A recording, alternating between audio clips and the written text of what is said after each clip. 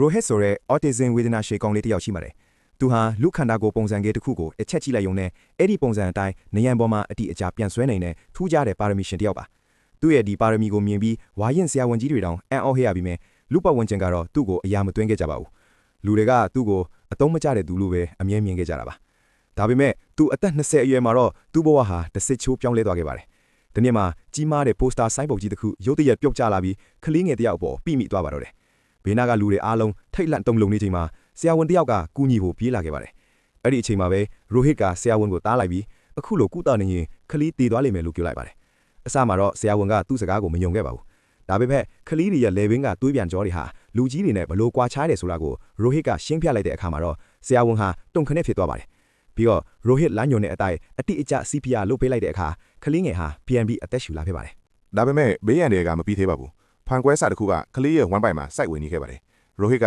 ခလီကိုကြည့်လိုက်ပြီးဘယ်ဘက်အဆုတ်ကအလုံးမလုပ်တော့ဘူး။ဒါဟာ tension pneumothorax အဆုတ်ထဲလေဖိအားများပြီးအသက်ရှူလမ်းကြောင်းပိတ်ဆို့ခြင်းထင်နေတာလို့ပြောလိုက်ပါတယ်။သူကအနားကလူတွေကိုဓာတ်ကချောင်းတောင်းပေမဲ့ဘသူကမှမကူညီကြပါဘူး။ဒါနဲ့သူဟာလေးစိတ်ကလုံခြုံရေးတွေစီပြေးသွားပြီးတင်းစီထားတဲ့ဓာတ်တွေထဲကတချောင်းကိုတောင်းပါတယ်။ဒါပေမဲ့လုံခြုံရေးတွေကသူ့ကိုအယူလို့ထင်ပြီးလိုက်ဖမ်းကြတာကြောင့်ရိုဟစ်ဟာဓာတ်တချောင်းကိုဆွဲယူပြီးထွက်ပြေးခဲ့ရပါတယ်။နောက်ဆုံးမှာတော့လုံခြုံရေးတွေကသူ့ကိုမိသွားပေမဲ့ကံကောင်းစွာနဲ့ပဲကလေးရဲ့အမေရောက်လာပြီးအကျိုးအကြောင်းရှင်းပြလိုက်မှသူ့ကိုပြန်လွှတ်ပေးခဲ့ပါတယ်။ရိုဟစ်ဟာပိုက်တစ်ခုနဲ့ပလင်းကိုတုံးပြီးလေးထွက်ပေါက် one way valve တစ်ခုလုပ်လိုက်ပါတယ်။ပြီးတော့ဓာတ်ကိုအရက်ပြန်နဲ့ပိုးတက်ပြီးကလေးရဲ့ပိုက်ပေါ်ကသွေးကြောတွေကိုမထိခိုက်စေဘဲတိတိကျကျခွဲစိတ်ခဲ့ပါတယ်။ပိုက်ကိုထည့်လိုက်တာနဲ့အဆုတ်ထဲကလေတွေထွက်လာပြီးကလေးငယ်ရဲ့အသက်ကိုကယ်တင်နိုင်ခဲ့ပါတယ်။ဒီဖြစ်ရပ်ကိုလူတွေကဖုံးနဲ့မှတ်တမ်းတင်ထားကြပြီးအဲ့ဒီအချိန်ကစလို့ရိုဟစ်ရဲ့ဘဝဟာစတင်ပြောင်းလဲခဲ့ပါတော့တယ်။ဒါပေမဲ့ဇလန်ကဒီမှာနေမပြီးသေးပါဘူး။ကလေးကိုလူနာတင်ကားနဲ့ခေါ်သွားချိန်မှာရိုဟစ်က ultrasound television တက်မှန်ရိုက်ဖို့မမေ့ပါနဲ့လို့တတိပေးခဲ့ပေမဲ့ဆရာဝန်ကဂရုမစိုက်ခဲ့ပါဘူး။ဆေးရုံရောက်တဲ့အထိ